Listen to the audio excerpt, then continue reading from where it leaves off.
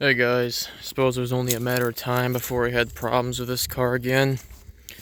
So, what I got going on here is this morning I came out to, go to work, tried to start the car, gave it 2 pumps of the gas, and it wouldn't start. Or it started up and ran for like 2 or 3 seconds and then sputtered out and died, right? So then I pumped it again, tried to start it again, same thing. So then I was like, okay, well maybe it's flooded. So I, put my foot to the floor and tried to clear flood.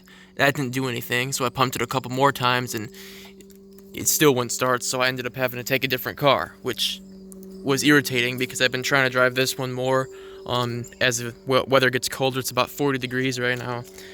Temperature's dropping quick, so I was trying to start using this car more. But hang on, I gotta wait for this motorcycle to go by. Hate motorcycles. Anyway, so spent all day sort of thinking about it while I was at work, and I got home here, gave it 1 pump, tried to start it again, nothing, won't start. It'll sputter out. It'll start, sputter out, and die, and it won't start again. So I tried spraying some starting fluid, didn't do anything. So at first I was thinking I might not have spark, right? Because um, it just won't start anymore. It won't even fire. But then I took the air cleaner off and found out that the carburetor itself is very flooded. As you can see, all that sort of yellow stuff, that's gas. It hasn't started pooling up around the bottom yet, so it's not like terribly flooded, but gas pooling up in there.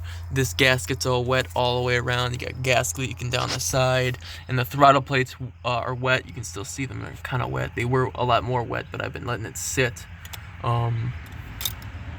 See, the choke won't stay open because it's still cold. So I can't just drop the choke and try cranking it because it's not going to let that happen. And if I use something and wedge it in here, I'm asking for a backfire, and then once it backfires, the fuel will all start on fire, and I'll have another carb fire in my hands, and we don't want to repeat that whole ordeal. So I'm just sort of letting it sit and evaporate some of that excess fuel. But see, the reason here that I'm not just chalking this up to a one-time deal, oh, it must have flooded, no big deal, is because after this car was fixed, and they tuned it in and everything at the shop, I noticed that it's been running a little richer than it should. And how I noticed that is that when you drive it for like an hour, let's say, go into the store, you turn the car off, go into the store, come back out and try to start it, won't start. You have to crack the throttle about halfway to get some extra air, and then it'll start. And you shouldn't have to do that on a hot carb, especially a Quadrajet. It should just crack right off, without even cranking. Really, you just turn the key and it should just crack right off. But this one doesn't like to do that. You have to mess with the gas, and that's not normal for a carbureted car. So that means that it's getting too much fuel as a general mixture. And I don't know if it's the mixture screws themselves that are maladjusted, or if it's the float height is a little too high. Judging by this flooding that I've got going on here, I think it might be float height at this point. But they were pretty certain they had the float height set up right, so I'm not sure what's going on with that.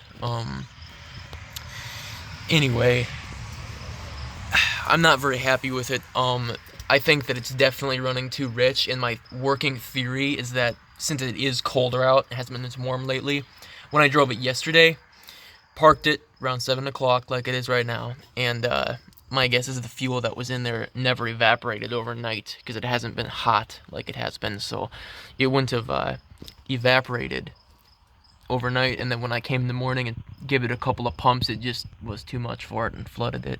That's my theory. Of course, I can't really test that theory. I can come out in the morning tomorrow if I can't get it started tonight, and I'll just try and start it without even touching the gas, and if it starts and runs then I know it's running a little too rich, and I can work on from there. But I gotta say, this is pretty disappointing, guys, because I spent $250 or so on this, carb job, getting it all tuned in, and it's supposed to be perfect, and you're not even supposed to have to touch it. It's just supposed to be turnkey, no big deal, and I've still gotta, fuck with it like I do every single carbureted car I own.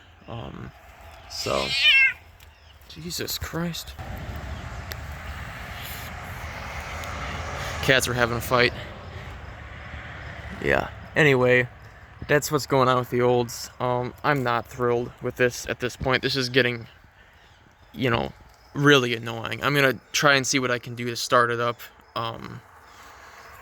tonight, but I don't think it's gonna happen. If I were to try and prop that open, my luck, it's just gonna burn down. So yeah, that's what's going on with the olds. It continues to have problems. It shouldn't be surprising anymore at this point, but it kind of is. So I'll make a video on it, I'm sure, if I figure out what it is, or even if I don't, and I'll see you then.